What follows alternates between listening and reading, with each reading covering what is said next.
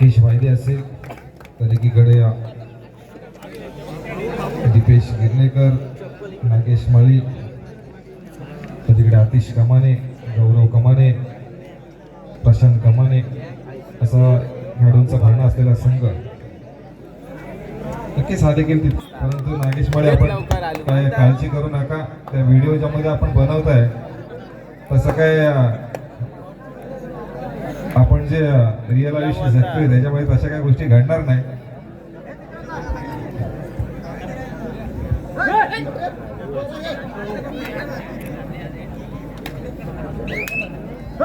सामन्याला देखील सुरुवात झाली. वादळ खारीकवाडा संघाचा दिनेश, ज्याची पहिली चढाई आपण या सामन्यावरची पाहिली. तासने माघारी परतल्यानंतर पुन्हा एकदा आतिश कमाने याची चढाई आपण पाहतोय. नक्कीच हा देखील इतक्याच जोशीचा सामना आपल्याला पाहायला मिळेल. हा चालू सामना संपल्यानंतर पुढील सामना श्री गणेश आदाड वर्सेस राधाकृष्ण नवीवाडी. पुढचा सामना दोनही संघांनी तयारीला लागायचा आहे. श्री गणेश आदाड वर्सेस राधाकृष्ण नवीवाडी. श्री गणेश आदाड वर्सेस राधाकृष्ण नवीवाडी हा सामना झाल्यानंतर त्याच्या पुढील सामना बापदेव लक्ष्मीखार वर्सेस बापूजी देव जोसरांजड. पुढचे दोन सामने 4 संघांना आमंत्रित केलेला आहे. त्या 4ही संघांनी पुढील सामने खेळण्यासाठी तयारीत राहायचं आहे.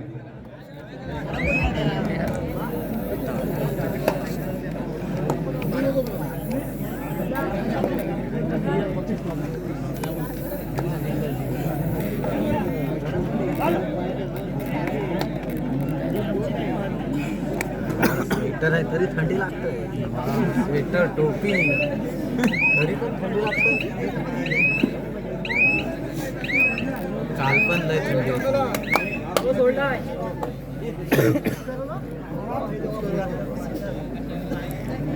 कवर झाली काय पहिली.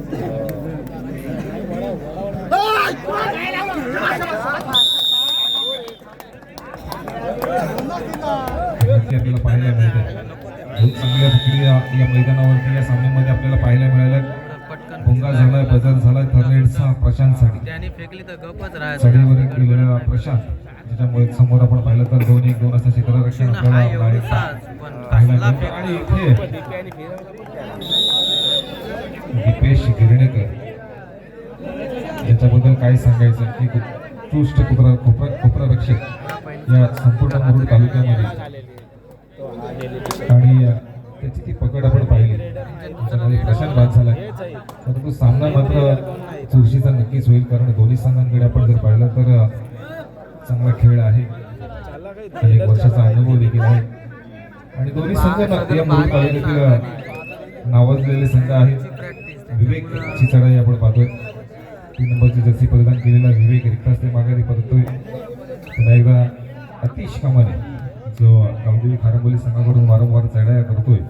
आणि आता परत आपल्या सामन्यामध्ये देखील आपण पाहिलं तर चांगला खेळाच्या जोरावरती संघ विजयी ठरला आणि दुसऱ्या फेरीमध्ये हा सामना खेळतोय. मनेश नाही तरी तो अजून सपोर्ट त्यांना मस्त आला असता. मनेश असता तर अजून म्हणजे त्याला संकेतला उठवायला त्यांनी एक कव्हर केलं तर संकेत येते ना, जरी लिडरला दिला तरी तो कर 100%. सुजित कसा मध्ये बसते तसा तो मध्ये पण बसतो. त्या कोणी याची गरजच नाही. राजा टॉपच होते.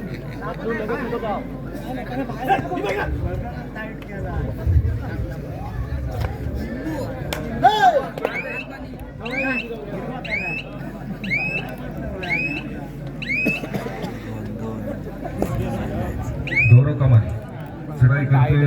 वादळ खारीकवाडा संघाच्या प्रांगणामध्ये आपण पाहिलं तर 2-2 दोन्ही संघाकडे गुण आपल्याला पाहायला मिळत आहेत.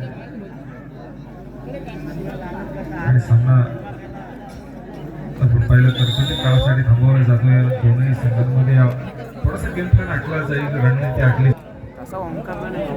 श्री गणेश आदाड मध्ये आपण पाहिलं तर सुरुवातीचे हे सामने सुरू आहेत दुसऱ्या फेरीतील, आणि बरोबर 2 वाजलेले आहेत. त्यामुळं पुढची स्पर्धा संपन्न होण्यासाठी इथे थोडासा गडबडला अंकेश, आणि त्यामुळं गुड मिळाला वादळ खारीकवाडा संघाला. बजर झाला थर्नेटचा मुकेश ठाणे.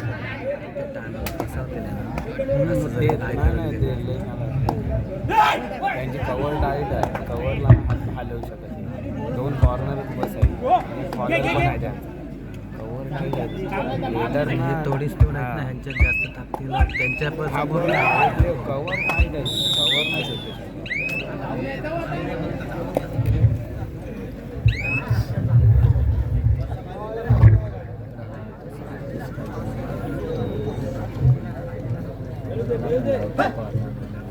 कवर आहे कॉर्नर दोन्ही पण भारी आहेत.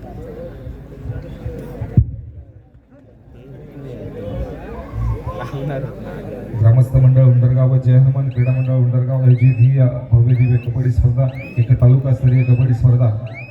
ज्या तालुकास्तरीय कबड्डी स्पर्धेमध्ये 24 संघांना या ठिकाणी सहभाग दिला गेला. काही संघ या स्पर्धेमध्ये खेळत आहेत, काही संघांनी या स्पर्धेचा निरोप घेतलाय आणि अगदी सुरुवातीच्या सामन्यापासूनच नक्कीच प्रत्येक खेळाडूचा खेळ या ठिकाणी पाहण्यासारखा राहिलाय. प्रत्येक संघानं या ठिकाणी आपल्या परीने आपला संघाचं अस्तित्व टिकवण्याचा प्रयत्न केला आणि ही स्पर्धा मात्र पहिला टप्पा संपन्न केल्यानंतर पहिल्या फेरीतील सामने संपल्यानंतर दुसऱ्या फेरीमध्ये ही मैदानावरती स्पर्धा सुरू आहे आणि चढाईवर गेलेला वादळखारीपाडा संघाचा शांत आहे असं दिनेश एवढं नाही वाटत. गाणा.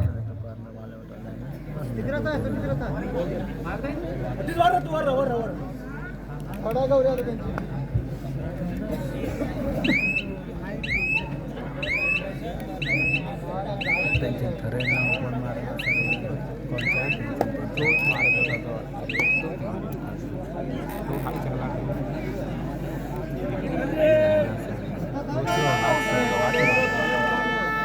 नाही जमलं तर तो मारेल असं आहे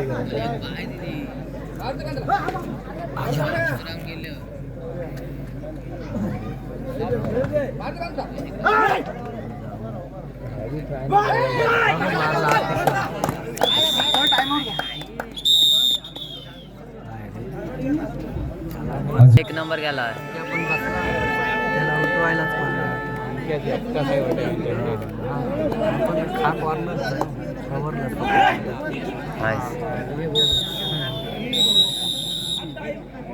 चला, सामना मध्यंतरासाठी थांबतोय. जिल्ह्यात आपण पाहतोय वादळ खालीपाडा वर्सेस गावदेवी खारांबोली. हा सामना मध्यंतरासाठी थांबला आणि 4 गुणाची आघाडी ही वादळ खालीपाडा संघाकडे आहे. 2 सामने आहेत पुढचे. असे सामने आपण दिलेले आहेत.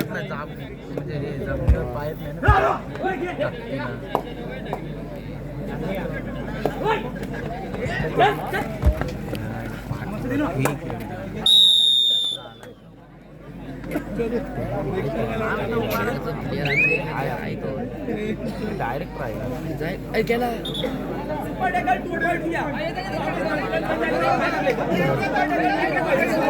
आता आणखी आला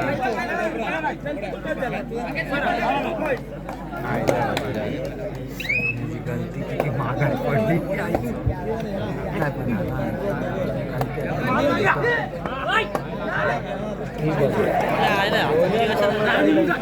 अंकेश भाईदेची चढाई आणि अंकेश भाईदे जाळ्यात अटकतो. आपलं किती काय पण होते आपले कवर आहे तर मरो कोण मरो ओंकार का एवढा डायरेक्ट ट्राय करते एवढा का फास्ट केलं वाढला कवर तर बघा लॉर्ड बीड बघा तुम्ही असं पहिले सामन्यावरनं बघा किती लॉर्ड बीड 5-11 असा स्कोर आपल्याला पाहायला मिळतोय. परंतु अंकेश आपल्या संघासाठी तो संदीप नरवाल म्हणजे इतका शार्प प्लेअर होता तरी पण कोण की म्हणजे किती क्विकली तो फिरायचा. प्रत्येकाने आम्ही हे स्पर्धेच्या नेहमी सांगत असतो की टीव्हीला प्रो कबड्डी बघत असताना कोणता संघ त्या स्पर्धेमध्ये राहिलाय किंवा कोणता संघ क्वालिफाय झाला हे बघण्यापेक्षा अगदी सुरुवातीच्या सामन्यापासून ज्या खेळाडूंची त्या स्पर्धेसाठी निवड झाली त्यांचा खेळ कशा पद्धतीने ते करतायत हे देखील पाहिलं पाहिजे. कारण प्रत्येक स्पर्धा ही काही ना काहीतरी आपल्याला शिकवून जातात. जे संघ कदाचित या स्पर्धेतून ज्यांनी निरोप घेतला असेल ज्यांच्या काय चुका झाल्या आपल्याला कुठे पकड झाली आणि का पकड झाली याचा देखील आपण थोडासा विचार केला पाहिजे आणि ती चूक जी आहे ती या स्पर्धेला झाली ती कुठेतरी सुधारण्याचा प्रयत्न केला पाहिजे. कोपऱ्यात तो हा थोडासा सराव वाढवला पाहिजे, थोडीशी मेहनत वाढवली पाहिजे, जेणेकरून पुढच्या स्पर्धेला कुठेतरी आपल्या संघाचा चांगला रिझल्ट येईल, आपल्या खेळाचा चांगला रिझल्ट येईल, आपला खेळ चांगला होईल आणि कुठेतरी आपल्या संघाचं नाव होईल किंवा आपलं नाव होईल. या सगळ्या गोष्टी या प्रत्येक स्पर्धेच्या माध्यमातून आपल्याला शिकायच्या असतात. ज्याच्या वेळेला आपल्या समोर नामवंत खेळाडू येत असतात त्यांचा खेळ पाहायचा असतं. ज्याच्या वेळेला आपल्याला तो नाही तर एखादा सिनियर खेळाडू आपल्या समोर येत असतो तो असताच आता त्यांच्याकडून काहीतरी मार्गदर्शन कधीतरी स्वतःहून विचारून घेत जा, ज्याच्यामुळे कुठेतरी तुमचा खेळ सुधारेल, तुमची तयारी कशी करायची याच्यावर कधीतरी त्यांच्याशी संपर्क साधा, संवाद करा. कारण फक्त खेळत राहिलो, मला संघाचा जर्सी मिळालाय, गावाच्या नावाचा जर्सी मिळालाय म्हणून मी मैदानावरती उतरतोय, मला फक्त संघातून खेळायचं आहे, तर असं मित्रांनो केलं तर कधीच पुढे जाणार नाही तुम्ही. तो जर्सी परिधान केल्यानंतर स्वतःच्या गावाचं देखील नाव त्याच्यावरती असतो. तर जर्सी मिळाल्यानंतर त्या गावासाठी तरी मला काहीतरी करायचं आहे ही देखील भावना त्यामध्ये असली पाहिजे. ऐकला शेट असं टी शर्टी पाहिजे टी शर्टी पाहिजे. मग अशी राजाला पण बोलवलं होतं. म्हणाले की या मातीने आपल्याला बराच काही दिलेला आहे आणि त्यामुळे या मातीतला खेळ खेळत असताना या मातीजवळ देखील आपण एकनिष्ठ राहिलं पाहिजे.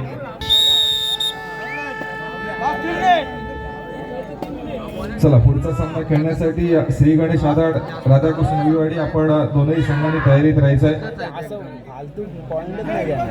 तयारच एकदम तो कधी आतमध्ये आता कॉर्नर पळाला नाही बघा. कॉर्नर दाखवायचं आतमध्ये अँगल लावायचं पटात काय ताकद विकत लावायची गरज नाही. तो तिथंच स्टॉप मारला. दुसरा पण रेडरच नाही. शेवटच्या क्षणापर्यंत जर आपण पाहिलं तर स्कोर पण कुठेतरी थांबलेला आपल्याला पाहायला मिळतोय. असं वाटतं एकतर्फी सामना हा आपल्याला मैदानावरती पाहायला मिळतोय. 15-5 वाटतं काय तो झाला असं त्यांनी पॉईंट काढला. श्री गणेश आदाड राधाकृष्ण नवीवाडी असा सामना आपण याच्या पुढील सामना दिलेला आहे. त्या दोनही संघांना विनंती असेल की आपण देखील मैदानाच्या दिशेने मार्गस्थ व्हायचं आहे. मागाशी राधाकृष्ण झाली ना ती नवीवाडी, मागाशी खेळले ते.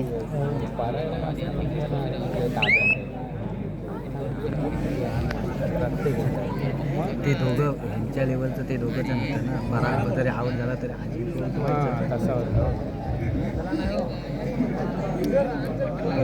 मातेला बोला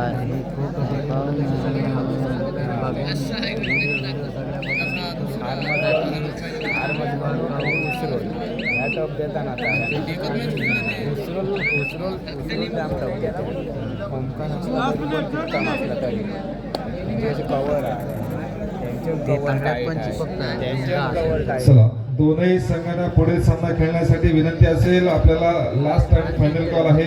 नको रे माझ्यासोबत श्री गणेश आदाड राधाकृष्ण नवीवाडी या दोनही संघांनी लगेचच मैदानाचा ताबा घ्यायचा.